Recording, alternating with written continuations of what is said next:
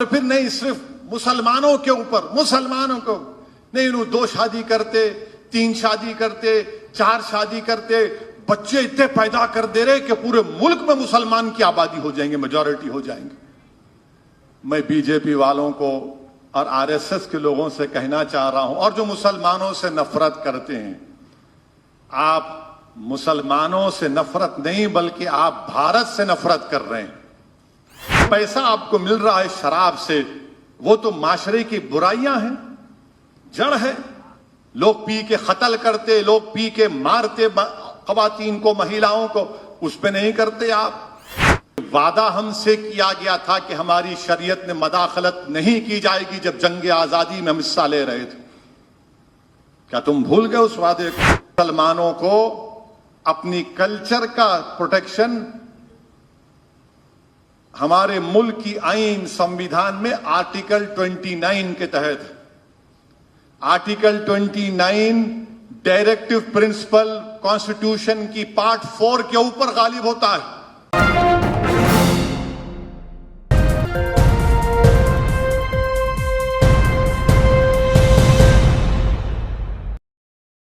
मध्य प्रदेश में हुआ,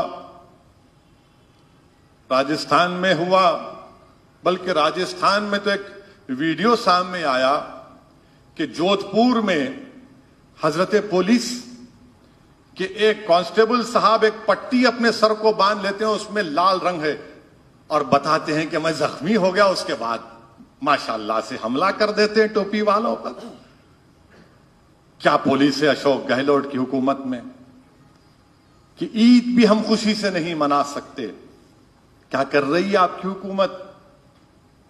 क्यों नहीं आपके पास इंटेलिजेंस की रिपोर्ट नहीं थी? मगर हम देखते हैं कि क्या क्या हुआ। हम ये नहीं, आपको मालूम होगा कि उत्तराखंड जलालपुर में क्या हुआ। खेतों में लोग रह रहे हैं, डर के अपने गांव को नहीं जा रहे हैं। कहां गए वो लोग? तुमसे पूछेंगे तो बोलेंगे नहीं नहीं सब्र करो। सब्र करना, हिम्मत को पस्त होने नहीं देना और डट जाना अपने काम के सिलसिले में और कमर बस्ता होना, यह मामला है। मेरे अजीज दोस्तों और बुजुर्गों, 5वीं बात यह है कि हमारे पास मुल्क में अब बीजेपी एक नया शोशा शुरू कर दी कि यूनिफॉर्म सिविल कोड हम लेकर आएंगे। मैं बीजेपी के लोगों से पूछना चाह रहा हूं कि यकसा सिविल कोड यूसीसी, क्या जब आईन और संविधान बन रहा था कानून साज असेंबली में, जिसको अंग्रेजी में कहते कॉन्स्टिट्यूएंट असेंबली में, क्या बाबा साहेब अंबेडकर ने नहीं कहा था कि यकसा सिविल कोड रजाकाराना होना चाहिए,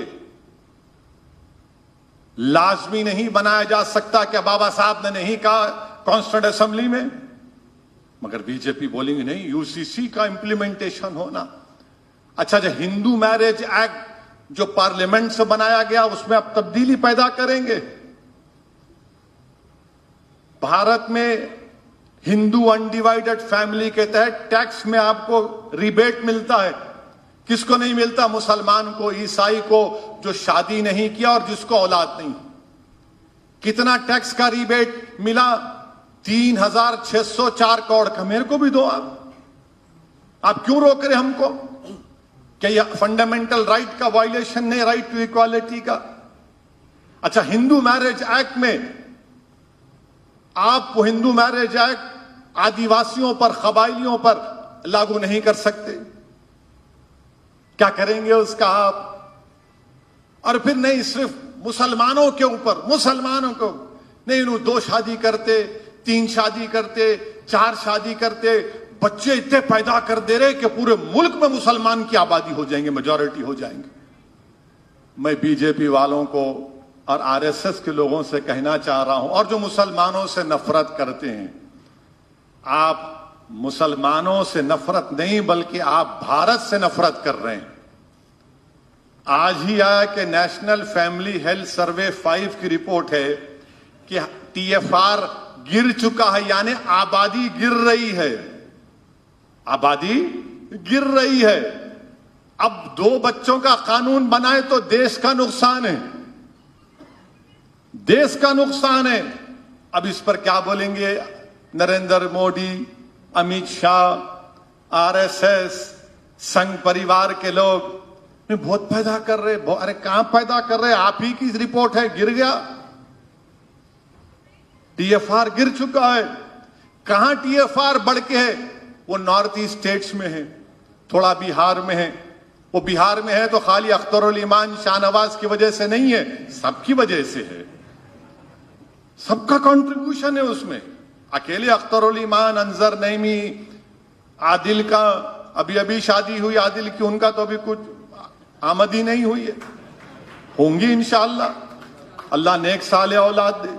मगर पॉपुलेशन टीएफआर गिर चुका है, ये आपकी रिपोर्ट है। नहीं मुसलमान, अब अगर कोई बोला आपके सामने तो बोलना ये टीएफआर क्या है, नेशनल फैमिली हेल्थ सर्वे 5। देखो सन्नाटा तारी हो जाएगा इनके पास इसका कोई जवाब नहीं। अब दूसरों से मुंह लगा लेते, हमारे से मुंह नहीं लगते। इनको मालूम यहां पे आए तो जवाब मिल जाता इनको दलाइल के साथ। मेरे अजीज दोस्तों और बुजुर्गों, फिर यूनिफॉर्म सिविल कोड में एक और बात ये बोलते कि आप नहीं, आप कैसा दो शादियां करते। आज से मेरे ख्याल से 1976 में या कभी एक सर्वे आया था सेंसस का, सबसे ज्यादा 2 शादियां करने वाले हमारे हिंदू भाई थे। उसके बाद मुसलमान थोड़ा पीछे थे। उसके बाद नहीं हुआ। अभी भी हम बोल रहे करा लो सेंसस, आप अब कराएंगे ना 2022 का, करा लो। आप पूछ लो किसके पास 2 बीवियां हैं, पूछ लो आप। मगर नहीं, आप 2 कैसा करेंगे, 3 कैसा करेंगे, 4 कैसा करेंगे। मेरे दोस्त, ये वादा हमसे किया गया था कि हमारी शरीयत में मदाखलत नहीं की जाएगी जब जंग आजादी में हम हिस्सा ले रहे थे। क्या तुम भूल गए उस वादे को? अच्छा, फिर आप जब बोलते ना ये लोग शादी का, आपको मालूम के नॉर्थ ईस्ट में कबाइल इलाके हैं, इनको भारत के आईन में प्रोटेक्शन दिया गया और वहां पर वहां की खवातीन क्या करती हैं? 2 शौहर 3 शौहर रखती हैं। आप खत्म करेंगे उसको? प्यारे, उसको खत्म करेंगे आप? और कबायली लोगों में तलाक कैसे होती है? एक दूसरे पे छोटा पत्थर फेंक लेते, तलाक हो गई।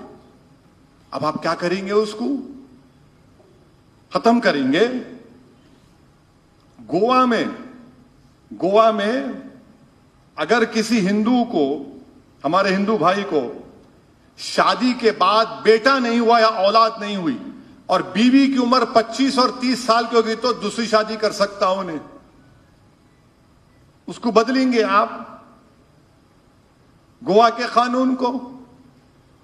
यानी आप ये समझ रहे कि हमारी नफरत में ये सब कर लेंगे। मगर याद रखिए, मुसलमानों को अपनी कल्चर का प्रोटेक्शन हमारे मुल्क की आईन संविधान में आर्टिकल 29 के तहत, आर्टिकल 29 डायरेक्टिव प्रिंसिपल कॉन्स्टिट्यूशन की पार्ट 4 के ऊपर गालिब होता है। मेरा कल्चर, मेरा हिजाब, मेरी नमाज, मेरी दाढ़ी, मेरी शादी, मेरा तलाक आर्टिकल 29 का हिस्सा है। और फिर संविधान के आईन के पार्ट 4 में क्या कहा गया कि दौलत पूरे मुल्क में बराबर बांटी जाए, बराबर बांटी जाए। आपको मालूम कि भारत में जब से नरेंद्र मोदी वजीर आजम बने, हमारे मुल्क की दौलत 45% मुल्क की दौलत 10% लोगों के पास है। क्या वो डायरेक्टिव प्रिंसिपल का खिलाफ नहीं जा रहा? और फिर जो निचले 5%, माने जो 50% नीचे हैं आबादी का, उनके पास सिर्फ मुल्क की 6% की दौलत है। अब आप बताओ, इसके ऊपर बात नहीं करेंगे? शराब पर पाबंदी आयद कर दो। डायरेक्टिव प्रिंसिपल बोल रहा बंद करो शराब, कुत्ते का पेशाब बंद करो। नहीं बंद करेंगे आप, क्योंकि शाम में 6 बजे की आपको टून होना है। उसके बाद टून हो के आप औरतों को मारेंगे, पी के टक्कर मार के लोगों को जख्मी करेंगे, मार देंगे। लगाओ शराब पे पाबंदी। तो बोलेंगे हाँ शराब पे पाबंदी बनाई तो फिर पैसे कहां से आएंगे। यानी पैसों की फिक्र है, मेरी तहजीब की फिक्र नहीं है। जो पैसा आपको मिल रहा है शराब से, वो तो माशरे की बुराइयां हैं, जड़ है। लोग पी के कत्ल करते, लोग पी के मारते खवातीन को, महिलाओं को, उस पे नहीं करते आप। डायरेक्टिव प्रिंसिपल कहता है नौकरियां मिलनी चाहिए। कितना अनएम्प्लॉयमेंट है? 7% के करीब भारत में, 6.5-7% अनएम्प्लॉयमेंट है। 130 करोड़ के मुल्क में अगर 6.5-7% लोग बेरोजगार है तो कौन सा काम किया आपने अब तक? तो मोदी जी बोलेंगे नहीं नहीं, मॉब लिंचिंग नहीं हो रही, गाय के नाम पर नौजवानों को रोजगार नहीं दिया गया। मेरे अजीज दोस्तों और बुजुर्गों, ये इनका यूसीसी का मामला,